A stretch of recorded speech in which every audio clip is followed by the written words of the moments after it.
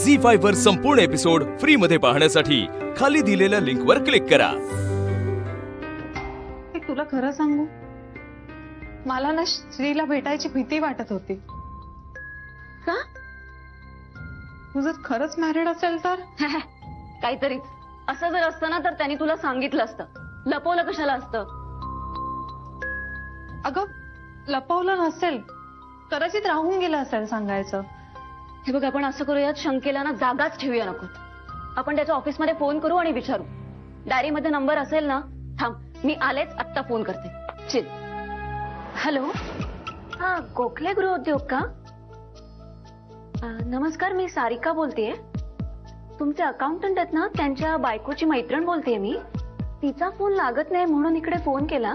त्यांच्या मुलाला बरं नाही असं मी ऐकलं। आता कशी आहे तब्येत हेच विचारायचंय। हा, हो का? बरं बरं, नाही नाही नाही, त्यांना देऊ नका, मी करेन तिला फोन। ओके, हा, थँक्यू। हा, त्याचं लग्न झालंय। 6 वर्षाचा मुलगा आहे त्याला।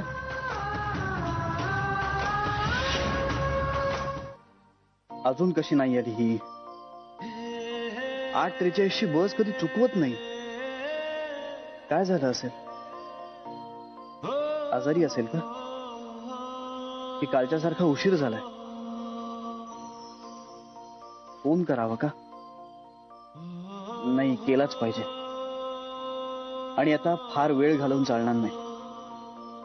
मला तिला सांगितलंच पाहिजे की मी अकाउंटंट नाहीये आणि माझं तिच्यावर खूप प्रेम आहे आणि मला तिच्याशी लग्न करायचंय।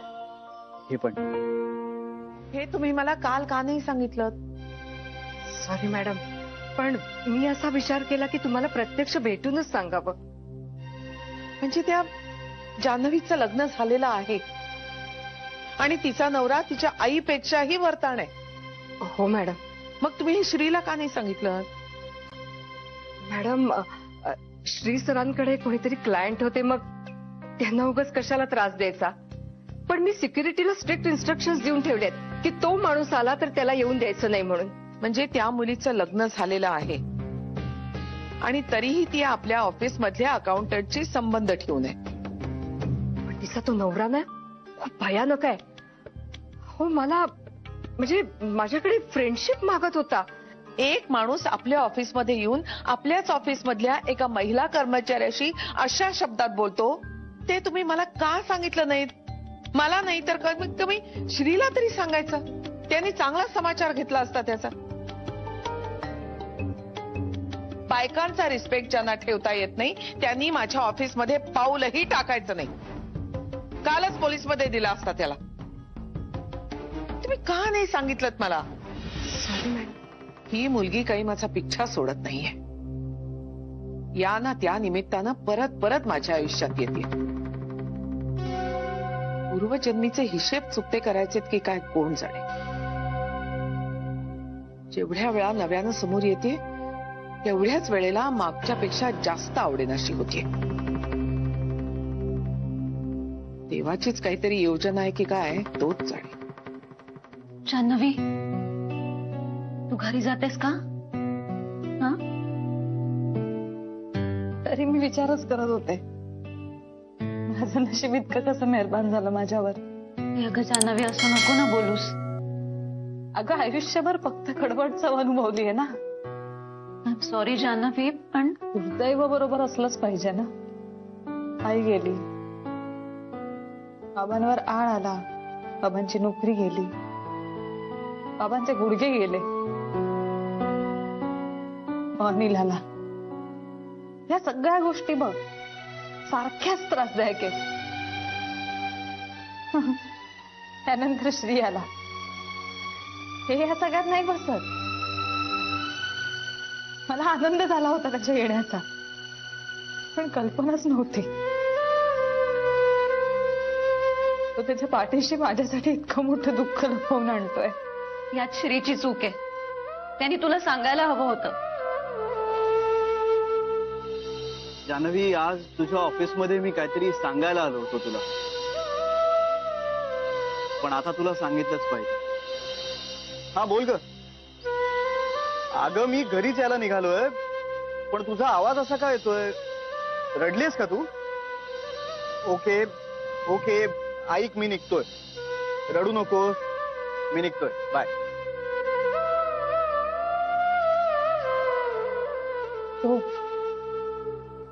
तो सांगणार होता मला.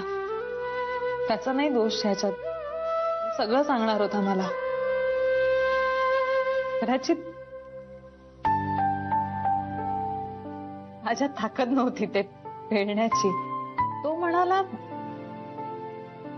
कधीतरी आपण अनावधानाने खोटं बोलतो, पण फसवण्याचा हेतू नसतो.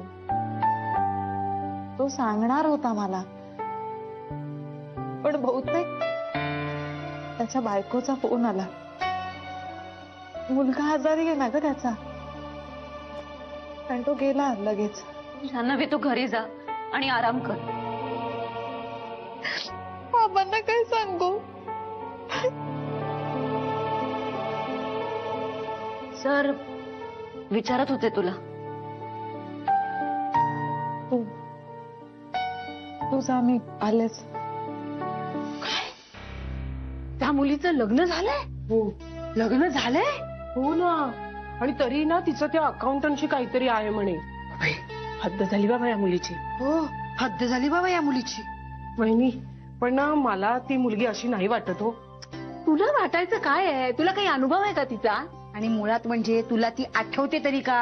हो वहिनी, मला ती आठवतेय. जाऊ दे, आपण पुन्हा पुन्हा तिच्याबद्दल का बोलतोय? आपला तिचा काय संबंध आहे? हा, हो हो, आपला तिचा काय संबंध आहे? आपल्याला काय तिला सून म्हणून आणायचे का घरी? वहिनी, पण ना तू गप नको बोलूस. काय झालंय? चेहरा असा का दिसतोय? बरं नाही वाटत का? नाही, काही नाही. आज बस स्टॉप वरती नव्हतीस तू? मी जरा कामात आहे.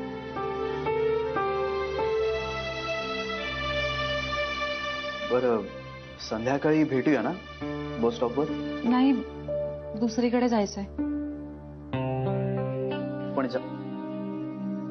पण जान्हवी, अगं मला खूप महत्वाचं बोलायचं आहे तुझ्याशी काहीतरी.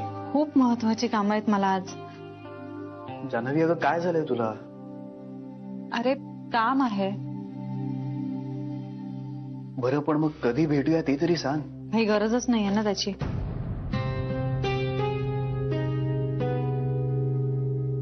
पण मला आहे. पण मला नाहीये. जान्हवी, अगं मला तुझ्याशी खूप महत्वाचं बोलायचं आहे. प्लीज. मला काहीच बोलायचं नाही. जान्हवी, अगं please don't do this. You don't do this to me. Shri, Janhavi please, मला बोलायचंय तुझ्याशी. तुला काय बोलायचंय ते माहितीये मला.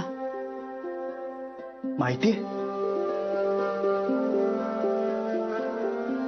सगळं कळलंय मला श्री.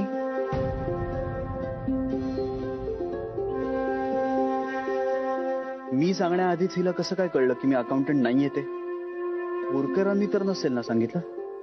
नाही नाही, ते कशाला सांगतील? पण मग हिला कळलं कुठून? हे बघ जान्हवी, अगं मी तुला सांगणारच होतो. माझा काहीच राग नाहीये तुझ्यावर. जान्हवी ऐक. फक्त हे आधी सांगायला हवं होतंस.